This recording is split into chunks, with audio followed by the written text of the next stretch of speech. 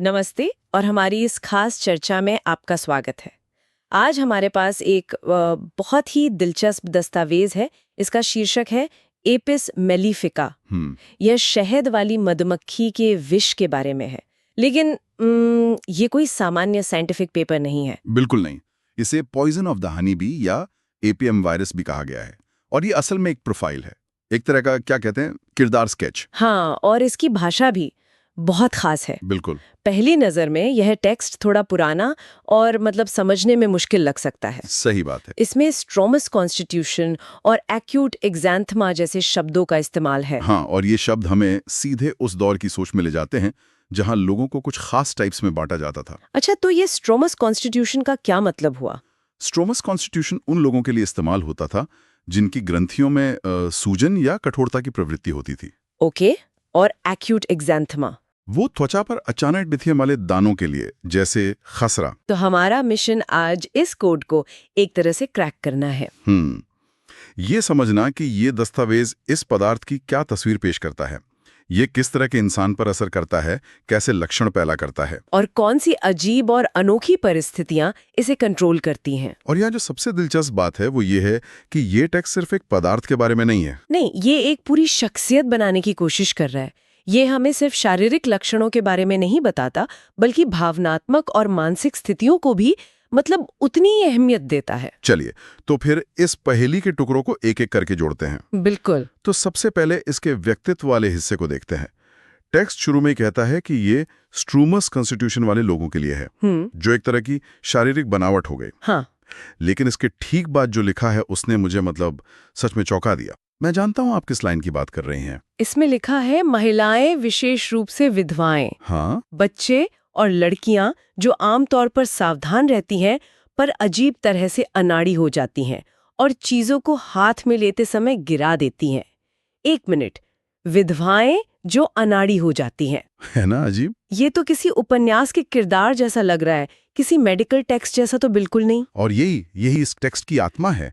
ये एक लक्षण चित्र या जिसे सिम्टम पिक्चर कहते हैं वो बनाने की कोशिश है। अच्छा। ये सिर्फ बीमारी का इलाज करने के बारे में नहीं है, बल्कि ये पहचानने के बारे में है कि किस तरह का व्यक्ति कुछ लक्षणों के प्रति ज्यादा संवेदनशील हो सकता है। और विधवाओं का जिक्र शायद उस दौर में दुख या अकेलेपन से जुड़ी भावनात्मक स्थिति की ओर इशारा कर रहा है। लेकिन ये अनाड़ीपन, ये क्या है? क्या ये सिर्फ एक न्यूरोलॉजिकल लक्षण है, जैसे हाथ कांपना, या टेक्स्ट इसे किसी भावनात्मक स्थिति से जोड़ रहा है? ये बहुत अच्छा सवाल है। जैसे चिंता या ध्यान भटकना। हाँ, टेक्स्ट इसे सिर्फ एक शारीरिक लक्षण नहीं मानता। वो इस बात पे जोर देता है कि ये उन लड़कियों में होता है जो आमतौर पर सावधान रहती हैं। अच्छा, ये उनका स्वभाव नहीं है। बिल्कुल, ये एक नया बदलाव है। ये एक तरह की मानसिक स्थिति है जहां अंदरूनी बेचैनी की वजह से दिमागी कोऑर्डिनेशन गड़बड़ा जाता है। शरीर और मन का सीधा कनेक्शन। एकदम। और ये कनेक्शन और भी गहरा हो जाता है। टेक्स्ट आगे कहता है कि ये उन बीमारियों के लिए है जो ईर्ष्या, डर, क्रोध या बुरी खबर जैसी तीव्र भावनाओं से पैदा होती हैं। ये तो अपने समय से बहुत आगे की बात लगती है ना? आज हम जिसे साइकोन्यूरो इम्यूनोलॉजी कहते हैं, ये उसके विचारों से कितना मिलता जुलता है। हाँ, कि मानसिक तनाव सीधा हमारी इम्यूनिटी पे असर डालता है। बिल्कुल। उस समय के लेखक इसे एक अलग भाषा में देख रहे थे, लेकिन वो शरीर और मन के इसी गहरे कनेक्शन को पकड़ रहे थे। वो कह रहे थे कि एक बुरी खबर आपके शरीर में सूजन पैदा कर सकती है। तो संक्षेप में यह प्रोफाइल एक ऐसे व्यक्ति की है जो शारीरिक और भावनात्मक दोनों स्तरों पर बहुत संवेदनशील है, जिसकी ग्रंथियां सूज सकती हैं, जो तीव्र भावनाओं से बीमार पड़ सकता है और जिसमें एक अजीब सा नया अनाड़ीपन आ जाता है। बिल्कुल, और ये बदलाव ही अपने आप में एक मुख्य लक्षण है। तो ये एक बहुत ही अजीबोगरीब भावनात्मक और मानसिक तस्वीर है। अब सवाल यह है कि यह अंदरूनी बेचैनी शरीर पर कैसे असर डालती है। हाँ, और वो विवरण भी उतने ही अनोखे हैं। इसमें एक खास तरह की सूजन यानी ओडेमा का जिक्र है और उसका विवरण बहुत सटीक है। आंखों के नीचे थैली जैसी फूली हुई सूजन। हाँ, इसे पढ़ती आंखों के सामने एक तस्वीर बन जाती है। बिल्कुल। और ये सिर्फ आंखों तक सीमित नहीं है। टेक्स्ट बताता है कि ये सूजन हाथों और पैरों में भी हो सकती है और ये ड्रॉप्सी की स्थिति तक जा सकती है। ड्रॉप्सी मतलब पूरे शरीर में पानी भर जाना। हाँ, लेकिन सूजन की शक्ल खास है, थैली जैसी, पानी से भरी हुई। फिर आता है दर्द का वर्णन, जलन, डंक मारने वाला, दर्द भरा, जो अचानक एक हिस्से से दूसरे हिस्से में चला जाता है। ये तो बिल्कुल मधुमक्खी के टंक कैसा ही लगता है। हाँ, कमाल है कि कैसे लक्षण अपने स्रोत को ही इतनी सटीकता से दर्शाते हैं। अक्सर ऐसा मिलता है, और ये उस चिकित्सा पद्धति के मूल सिद्धांतों में से एक है जिसे लॉ ऑफ सिमिलर्स कहते हैं, यानी जैसे को तैसा। अच्छा। विचार ये है कि जो पदार्थ एक स्वस्थ व्यक्ति में जो लक्षण पैदा कर सकता है, वही पदार्थ उन लक्षणों का इलाज भी कर सकता है।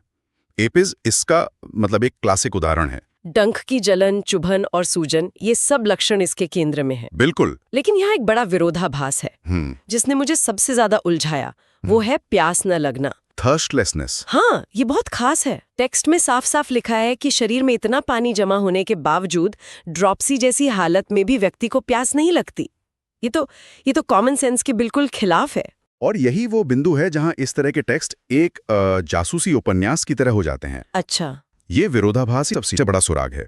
इसे एक की नोट सिम्टम माना जाता है, एक ऐसा लक्षण जो इस प्रोफाइल को बाकी सबसे अलग करता है। ओके।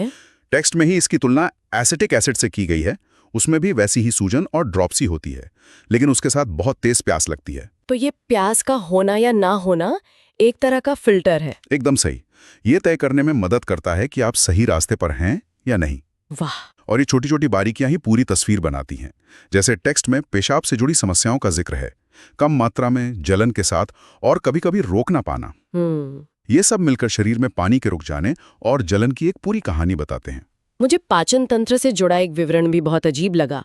कब्ज के बारे में लिखा है, पेट में ऐसा महसूस होना जैसे अगर ज्यादा जोर लगाया तो कोई तनी हुई चीज टूट जाएगी, है ना? जी। ये दिखाता है कि लेखक सिर्फ लक्षणों के नाम नहीं लिख रहा, बल्कि मरीज के अनुभव को उसकी भाषा में पकड़ने की कोशिश कर रहा है। बिल्कुल व्यक्तिगत अनुभव जैसा। हाँ, इसी तरह डायरिया का वर्णन है कि वो अनियंत्रित होता है, जैसे गुदा पूरी तरह से खुला हो।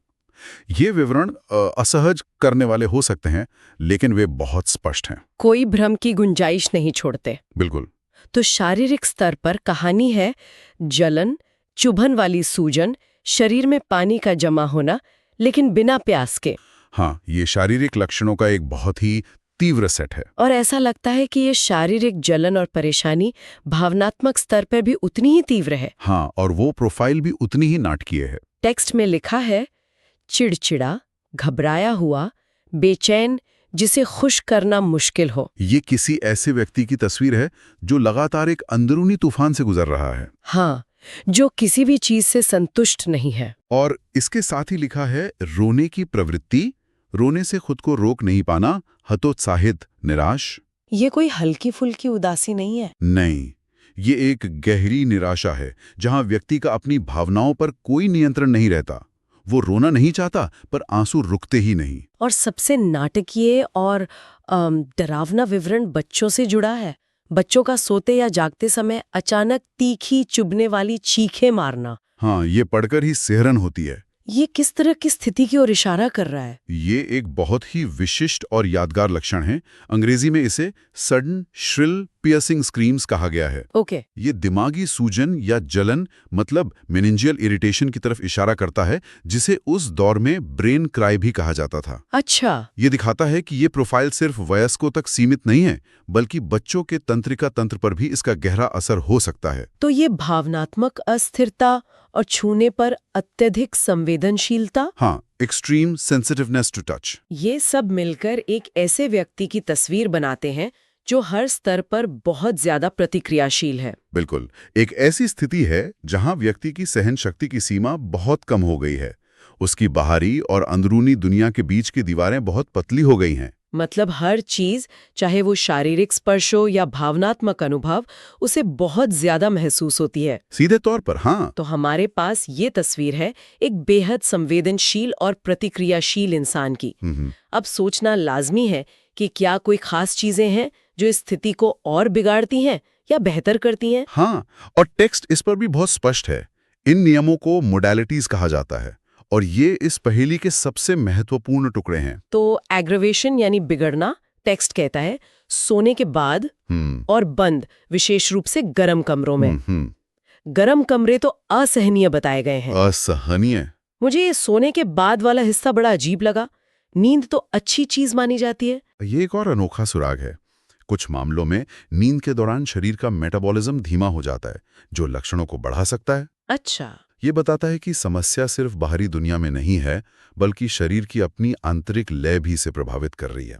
लेकिन गर्मी वाला पैटर्न बहुत स्पष्ट है। हाँ, बंद और गर्म जगहों से सख्त नफरत। बिल्कुल। और इसका ठीक उल्टा अमेलियोरेशन यानी सुधार में दिखता है। हाँ, खुली हवा में, ठंडे पानी या ठंडे स्नान से और शरीर से कपड़े हटाने पर। तो एक सीधा और स्पष्ट नियम उभरता है। क्या? गर्मी हर चीज को बदतर बनाती है और ठंडक आराम देती है। बिल्कुल साफ पैटर्न है। हाँ, चाहे वो ठंडी हवा हो, ठंडा पानी हो या बस कपड़े उतारकर शरीर को ठंडा करना हो, ये इस प्रोफाइल का एक केंद्रीय नियम है। और अगर आप मधुमक्खी के डंक के बारे में सोचें तो उस पर भी ठंडी सिकाई से ही आराम मिलता है। फिर से वही स्रोत और लक्षण का कनेक्शन। टेक्स्ट में एक और सेक्शन है रिलेशंस, जो मुझे किसी सोशल नेटवर्क की तरह लगा। हाँ, एक तरह से ये पदार्थों के बीच की केमिस्ट्री या रिलेशनशिप की बात करता है। इसमें बताया गया है कि कौन सी चीजें इसके साथ काम करती हैं और कौन सी नहीं। जैसे नाट्रम म्यूरिएटिकम को इसका पूरक यानी कम्प्लीमेंट्री बताया गया है। इसका क्या मतलब हुआ? इसका मतलब है कि एपिस अपना काम करने के बाद जो कुछ अधूरा छोड़ देता है,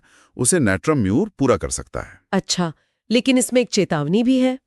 लिखा है कि यह रूस के पहले या बाद में इस्तेमाल किए जाने पर डिसएग्रीज यानी असहमति दिखाता है। हाँ, इसका क्या मतलब हुआ? क्या ये दोनों आपस में लड़ते हैं? आप इसे ऐसा ही समझ सकती हैं।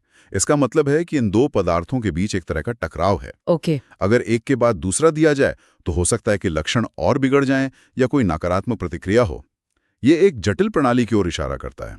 ये तो बहुत ही गहरा विश्लेषण है, लेकिन टेक्स्ट ये कभी नहीं बताता कि ये नियम क्यों मौजूद हैं। सही बात है। बस ये बताता है कि वे मौजूद हैं। और यही इसकी सबसे बड़ी खासियत और कह सकते हैं सीमा दोनों है। ये पूरी प्रणाली अवलोकन पर आधारित है, एक तरह की एम्पिरिकल साइंस। मतलब अनुभव पर आधारित। हाँ, सालों तक हजारों लोगों के अनुभवों को रिकॉर्ड करके इन पैटर्न्स को पहचाना गया। क्यों का जवाब शायद उस समय के विज्ञान के पास नहीं था, लेकिन क्या होता है इसका उनके पास बहुत विस्तृत और सटीक रिकॉर्ड था। तो इस पूरी चर्चा के अंत में एपिस मेलिफिका की ये कहानी हमें क्या सिखाती है? यही कि ये सिर्फ सूजन या जलन की दवा नहीं है। बिल्कुल नहीं। ये एक पूरी शख्सियत की कहानी है। ये एक ऐसे व्यक्ति का वर्णन है जो संवेदनशील, चिड़चिड़ा और अचानक से अनाड़ी हो जाता है। जिसके मुख्य शारीरिक लक्षण हैं डंक मारने जैसा दर्द जो एक जगह से दूसरी जगह घूमता है, आंखों के नीचे थैली जैसी सूजन और बिना प्यास के शरीर में पानी का जमा होना। ये एक बहुत ही खास कॉम्बिनेशन है। बिल्कुल। और सबसे बड़ा नियम जिसे नजरअंदाज नहीं किया जा सकता, गर्मी हर चीज को बदतर बना देती है और ठंडक आराम देती है। ये सब जानने के बाद एक विचार मन में आता है। बताइए। कि ये टेक्स्ट हमें बताता है कि लक्षण क्या है, लेकिन ये कभी नहीं बताता कि वे क्यों होते हैं। सही बात। जैसे सोने के बाद लक्षण क्यों बिगड़ते हैं, या रूस के साथ इसकी असहमति क्यों है। आधुनिक विज्ञान शायद इनके जवाब खोजने की कोशिश करेगा, शायद उनके रासायनिक यौगिकों में कोई टकराव ढूंढेगा। हाँ, ये सवाल तो मन में आते ही हैं। लेकिन एक अलग नजरिए से सोचें तो ये दस्तावेज असल में पैटर्न की पहचान का एक बेहतरीन उदाहरण है। अच्छा। ये एक तरह की डेटा साइंस है जो बिना कंप्यूटर के की गई थी।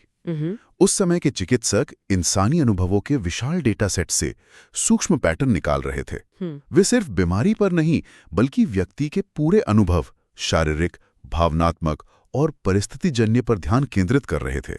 तो सोचने वाली बात ये नहीं है कि वे क्यों का जवाब नहीं जानते थे। नहीं, सोचने वाली बात यह है कि वे इतने जटिल और बहुस्तरीय पैटर्न्स को सिर्फ अवलोकन के जरिए पहचान और रिकॉर्ड कैसे कर पाए। और उन्होंने एक पूरी प्रणाली बना दी। हाँ। जो व्यक्ति को एक मशीन की तरह नहीं, बल्कि एक जटिल और अनूठी कहानी की तरह देखती है। ये अवलोकन की शक्ति का एक अद्भुत प्रमाण है।